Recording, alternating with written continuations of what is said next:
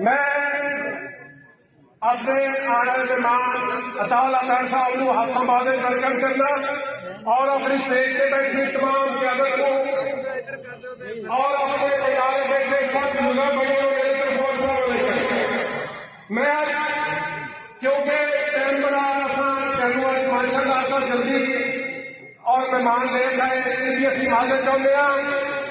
एक अज साडा जिहड़ा ये प्रोग्राम है ये खास तौर पर इमरान खान फितना जिहड़ा घड़ी चोर अदालत ने मुकर्रर किया है कहता है कि मनु खैर है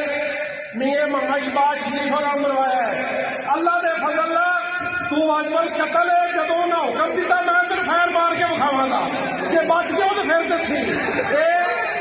असा तेन खैर नहीं मरवाया ना असा अल्लाह के फजल नाल सारी अपनी क्यादत की तरफों अपने मुस्लिम लीग नून की तरफों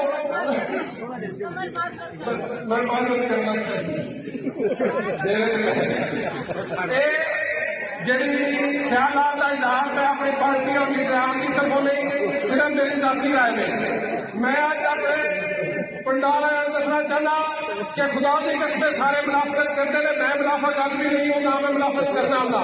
मनु कतल कोई दुख नहीं होया जो इमरान खान फैर लगा है जोड़ा मौसम शहीद होया उसने मौत होया उनका